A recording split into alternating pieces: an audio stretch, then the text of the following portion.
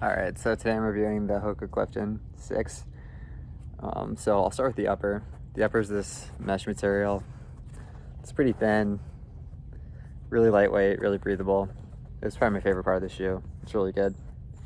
The midsole is the typical Hoka midsole. Tons of foam. Not sure there's much else to be said. Alright, so the outsole. The outsole was pretty good.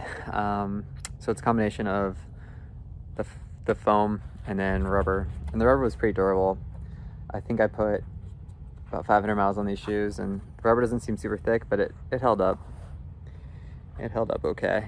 But yeah, I tend to like outsoles that have like full rubber coverage. I don't know, I think it just gives you better grip and better protection. So this is quite a bit of foam on the outsole, and I don't know, it's just not my favorite setup. But yeah, this was fine.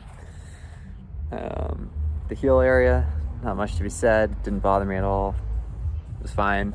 And the tongue, I think the tongue was fine. They could have made the tongue like quite a bit longer, I feel like. It's one of those tongues that I think can get lost under the laces, especially if you like just jamming your feet in there and don't like lacing up every time like I do. But yeah, it was fine. I mean, the whole kind of upper situation was totally fine. But yeah, I mean, general thoughts on the shoe. Obviously Hokas are super popular, and this is my first pair. I came in with high expectations, but I actually did not like the shoe.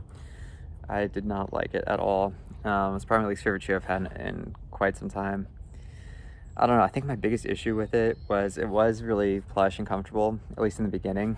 And I really do like that, but I just feel like it came at such a big price in terms of the response. Yeah, these aren't really a great shoe for running kind of up tempo. And they're super light. I think that they're 9 ounces in a men's size 9. These are 14, so they're obviously not 9 ounces, but they're still super light. But yeah, I don't know. I just felt like the response was really poor. And then I have a few other bones to pick. So I've never had plantar fasciitis in my life, and I'm not sure if it's just because there's not a lot of structure to this shoe. It's just all kind of foam. But I got nasty plantar fasciitis in these shoes. I had to take a couple of weeks off. I should say a couple of weeks really light. And I knew it was these shoes because I had no problems. I switched to running these shoes immediately. Well, not immediately, but within a couple of weeks I had a bit of a problem. So then I basically, I wanted to get, full use of the shoes. So I basically ran these one every 3 days so I could manage it once I got over the plantar issue. But yeah, I guess they just didn't agree with my feet. You could tell the outsole is super wide. The shoe is super wide. I think they do that because, you're so high off the ground, they probably want to give you a more stable base and a more kind of broad base, so you don't potentially maybe,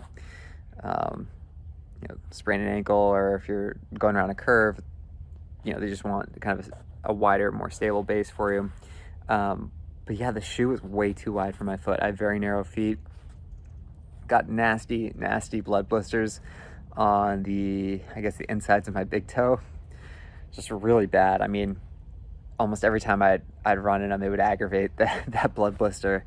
So yeah, I think it's safe to say that these were just not in agreement with my feet, and probably not the right shoe for me.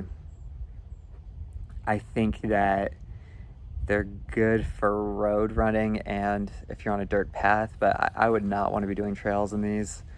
It's just, I don't know, you're so high off the ground. It's not stable enough. I mean, if you're flying down a hill, I would be so worried about rolling an ankle. If you roll an ankle in these, like, it could be really bad. I mean, you're so high off the ground that you have so much room to kind of roll that ankle. So yeah, I just feel like they're, not only did I not really like them, but you're kind of limited too in what you can do. You can't go fast, you can't go on trails.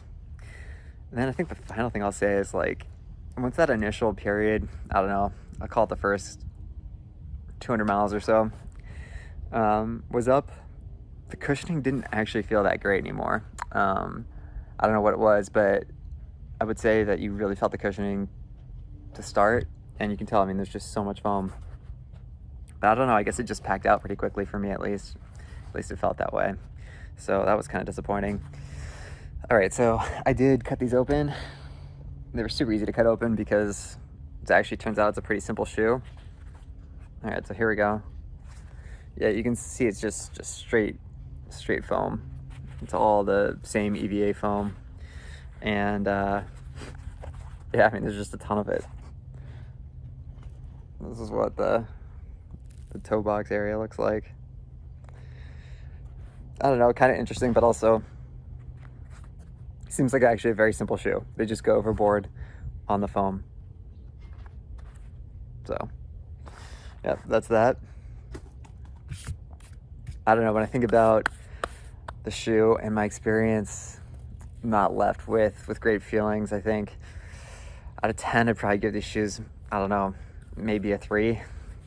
The other part that you have to factor in is just the price too. So they, I think, retail at, I think it's $130 or $140.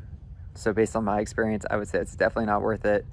And it's still kind of a pricier shoe to begin with, even if you love this shoe. So I don't know, you can probably find them for a bit cheaper, but I would say probably not a great value play as well. So yeah, that's my thoughts on the Clifton 6.